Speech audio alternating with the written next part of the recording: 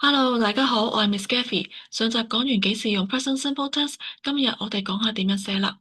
呢度有三個公式要大家記住嘅喎，佢哋係 affirmative 肯定句、negative 否定句同埋 interrogative 疑問句。肯定句即係直接陳述事情嘅句子，首先要有主角 subject，之後加動詞，最後加 object。object 即係承受動作嘅人或物，又叫做賓語，例如 I drink coffee，我飲咖啡。呢度有少少嘢大家要留意嘅喎，打個比喻，我哋食唔同嘅嘢會用唔同嘅餐具。喺呢度動詞都一樣，要睇下主角 subject 係邊個，再決定加啲咩上去。subject 係 I、you、we、they 嘅情況呢，佢哋中意用手攞住食物，唔使用餐具，即係動詞保持原形就可以啦。但當主角係 he、she、it 嘅時候呢，佢哋好講禮儀嘅，動詞後邊一定要加餐具。咁即係加啲咩啊？首先，大部分時間好似食粥、食麥片咁樣，淨係用詞根，即是我哋直接加 s 就可以啦。另外，有啲字嘅結尾係 sh、ch、s、x、z，佢哋就等於食湯麵或者意粉咁樣，單靠一隻詞根係搞唔掂嘅，啲麵會滑走，仲有唰唰聲添，所以我哋要加對筷子，咁你就可以夾住啲麵食得方便好多啦。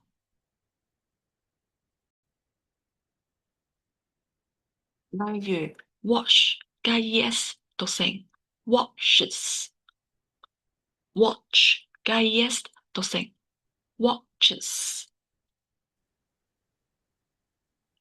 呢啲音咧本身已經有 s 音噶啦，如果你夾硬咧再加多個 s 音落去咧，讀起上嚟就好似漏氣咁樣。加咗 es 之後咧，讀音咧會變得咧長咗，聽起上嚟咧亦都順耳咗。最後就係 y 字尾嘅字啦，有時候咧加個 s 就可以，但係咧有時候咧我哋要用三件套嘅餐具噶喎，即係加 ies。咁究竟係點分嘅咧？喺呢度，首先我哋要分清楚乜嘢係母音 vowels，乜嘢係子音 consonants。母音係指 A、E、I、O、U 呢五個字母，佢哋嘅發音咧氣流係唔會受阻嘅，聽落去咧好響、好強，好似巨人一樣。而子音咧就係 A、E、I、O、U 以外嘅其他字母，佢哋發音嘅時候咧，通常會俾牙齒或者條脷擋住，聽落去咧比較弱，好似普通人咁樣。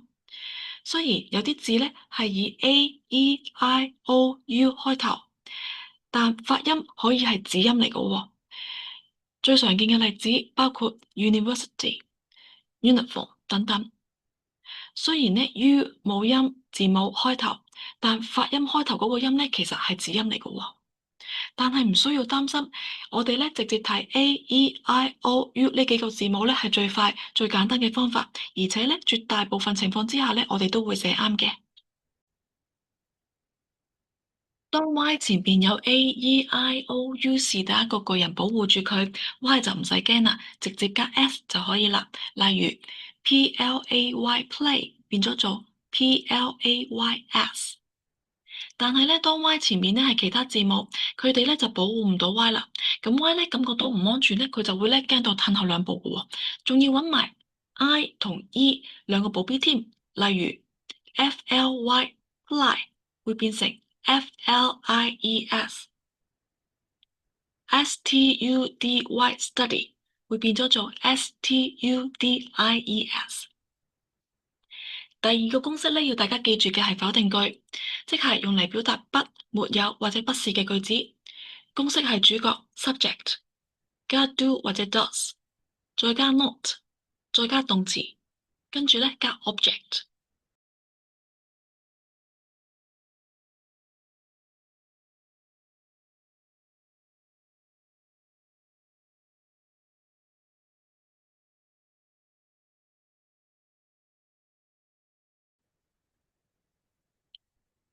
最後一條公式咧係疑問句，即係問問題嘅句子。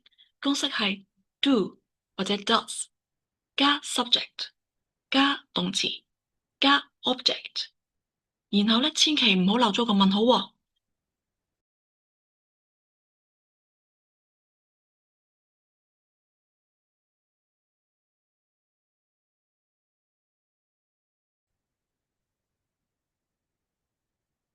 希望大家都可以記住呢啲規則啦。再見。